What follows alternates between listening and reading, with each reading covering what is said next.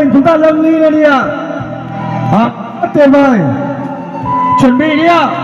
1, 2, rồi chúc mừng hạnh phúc.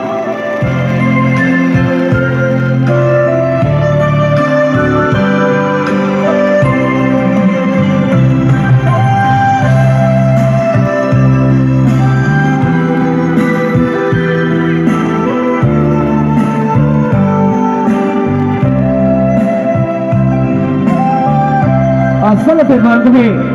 Một lần nữa xin được trân trọng kính mời bố của cô dâu cùng bác đại diện của phái đoàn họ nhà trai cũng như mẹ của cô dâu cùng bác đại diện của phái đoàn họ nhà trai, chúng ta sẽ tay trong tay nâng những ly rượu hồng này di chuyển xuống phía dưới trung tâm tiệc cưới, đi từng mâm tiệc uống từng chén rượu hồng để gửi lời cảm ơn sâu sắc nhất đến toàn thể quý vị khách quý trong buổi sáng nay đi ạ.